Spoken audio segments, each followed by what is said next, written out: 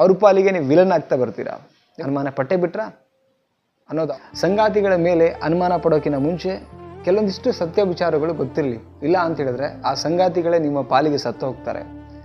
ಸುಮ್ಮನೆ ಅನುಮಾನ ಪಡ್ತಾ ಹೋದರೆ ನಿಮ್ಮ ಸಂಸಾರ, ನಿಮ್ಮ ಸಂಗಾತಿಗಳು ಜೀವನ ಪರ್ಯಂತ ನಿಮ್ಮನ್ನು ಬಿಟ್ಟು ಹೋಗ್ತಾರೆ. ಅದಾಗಬಾರ್ದು ಅಂದರೆ ಈ ಒಂದು ವಿಡಿಯೋದಲ್ಲಿ ಕೆಲವೊಂದಿಷ್ಟು ಇನ್ಫಾರ್ಮೇಷನ್ಗಳನ್ನು ಕೊಡ್ತೀನಿ. ಸೊ ವಿಡಿಯೋನ ಕೊನೆ ತನಕ ನೋಡಿ. ಸೊ ಹಾಗಿದ್ಮೇಲೆ ಏನು ವಿಚಾರ ಸ್ನೇಹಿತರೆ, ಗಂಡ ಹೆಂಡತಿಯ ಬದುಕು, ಒಂದು ಜೀವನ ಅಥವಾ ಯಾವುದೇ ಒಂದು ಸಂಬಂಧ, ಅದರ ಬದುಕು, ಅದರ ಜೀವನ ಹೆಂಗಿರುತ್ತೆ ಅಂತ ಹೇಳಿದ್ರೆ ನಂಬಿಕೆ ಅನ್ನೋ 3 ಪದದ ಮೇಲೆ ನಿಂತಿರುತ್ತೆ. ನಾವ್ಯಾರೂ ಕೂಡ ಗ್ಯಾರಂಟಿ ವಾರಂಟಿ ಮೇಲೆ ಬದುಕ್ತಾ ಇಲ್ಲ, ಜಸ್ಟ್ ನಂಬಿಕೆ ಮೇಲೆ ಬದುಕ್ತಾ ಇದ್ದೀವಿ. ಕರೆಕ್ಟ್. ಸೊ ನಾನು ನಡ್ಕೊಳ್ಳೋ ರೀತಿನಲ್ಲಿ ಸ್ವಲ್ಪ ಆಚೆ ಈಚೆ ವ್ಯತ್ಯಾಸ ಕಂಡು ಬಂದರೂ ಕೂಡ ಅನುಮಾನ ಬರಲಿಕ್ಕೆ ಶುರು ಆಗುತ್ತೆ. ರೈಟ್. ಆದರೆ ಅನುಮಾನ ಪಡೋದು ತಪ್ಪಲ್ಲ, ಪಡಿ. ಆದರೆ ನಿಜವಾಗ್ಲೂ ಪ್ರತ್ಯಕ್ಷ ಕಂಡು ನೋಡಿ. ಎಷ್ಟೋ ಜನ ಜಸ್ಟ್ ಫೋನಲ್ಲಿ ಯಾವುದೋ ಒಂದು ಟೆಕ್ಸ್ಟ್ ಮೆಸೇಜ್ ಬಂದ ತಕ್ಷಣ, ಯಾರೋ ಫ್ರೆಂಡ್ ಒಟ್ಟಿಗೆ ಮಾತಾಡಿದ ತಕ್ಷಣ ಅಥವಾ ಯಾರೋ ಒಟ್ಟಿಗೆ ತಿರುಗಾಡಿದ ತಕ್ಷಣವೇ ದಯವಿಟ್ಟು ಅನುಮಾನ ಪಟ್ಟು ಪ್ಯೂರ್ ಸಂಬಂಧನ ಹಾಳು ಮಾಡ್ಕೋಬೇಡಿ. ಎಲ್ಲ ರೀತಿಯಿಂದ ನೀವು ಕ್ಲಾರಿಫೈ ಮಾಡ್ಕೊಳ್ಳಿ. ಆ ಅನುಮಾನ ನಿಜವಾಗ್ಲೂ ಇದೆಯಾ, ಫಸ್ಟ್ ಅದನ್ನು ಕ್ಲಾರಿಫೈ ಮಾಡ್ಕೊಳ್ಳಿ. ಯಾಕೆ ಅಂತ ಹೇಳಿದರೆ, ನೀವು ಜೊತೆಗಿರೋರ ಮೇಲೆ ಅಂದರೆ ನಂಬಿಕೆನೇ ಇಲ್ಲದೇ ಇರೋ ಹಾಗೆ ಅವ್ರನ್ನ ಅನುಮಾನದಿಂದ ನೋಡ್ತಿದ್ದೀರಾ, ಪ್ರಶ್ನೆ ಮಾಡೋಕ್ಕೆ ಹೊರಟಿದ್ದೀರಾ ಅಂದಮೇಲೆ ನಿಮ್ಮಲ್ಲಿ ಕ್ಲಾರಿಟಿ ಇರಲಿ. ಅವ್ರಿಗೇನೇ ಪ್ರಶ್ನೆ ಮಾಡೋಕ್ಕಿಂತ ಮುಂಚೆ, ಯಾಕಂದರೆ ನಂಬಿಕೆ ಹೊಡೆದೋಗುತ್ತೆ ಅಲ್ಲಿಗೆ. ಓಕೆ, ನೀವೇನೇ ಪ್ರಶ್ನೆ ಮಾಡೋಕ್ಕಿಂತ ಮುಂಚೆ ಎಲ್ಲ ರೀತಿಯಿಂದ ಕ್ಲಾರಿಟಿ ತಗೊಳ್ಳಿ. 1 ಸಲ ಬಿಟ್ಟು 10 ಸಲ ಚೆಕ್ ಮಾಡ್ಕೊಳ್ಳಿ. ನನ್ನ ಅನುಮಾನ ಪಕ್ಕಾ ಇದೆಯಾ, ಅಬ್ಸರ್ವೇಷನ್ ಮಾಡ್ಕೊಳ್ಳಿ.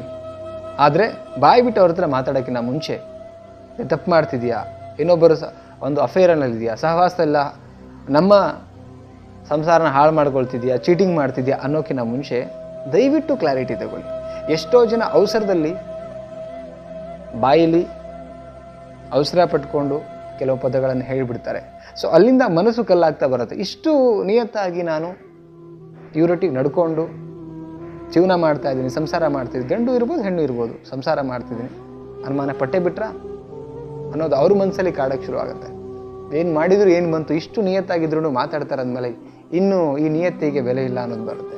ಯಾವಾಗ ಅನುಮಾನ ಅಂದರೆ ಅವರು ತಪ್ಪೇ ಮಾಡ್ದೇ ನೀವು ಅನುಮಾನ ಅವರಿಗೆ ಪಟ್ಟು ಜಗಳ ಕಿರಿಕಿರಿ ಮಾಡೋಕ್ಕೆ ಶುರು ಮಾಡಿದ್ರು, ಅವ್ರ ಮನಸ್ಸು ಕಲ್ಲಾಗ್ತಾ ಬರುತ್ತೆ. ಅವ್ರ ಪಾಲಿಗೆ ನೀವು ವಿಲನ್ ಆಗ್ತಾ ಬರ್ತೀರಾ. ನಿಮ್ಮನ್ನು ಬಿಟ್ಟು ಹೋಗಬೇಕು ಅಂತ ಯೋಚನೆ ಮಾಡೋಕ್ಕೆ ಶುರು ಮಾಡ್ತಾರೆ. ತುಂಬ ಕಿರಿಕಿರಿ ಆಗ್ತಿದ್ದಾರೆ.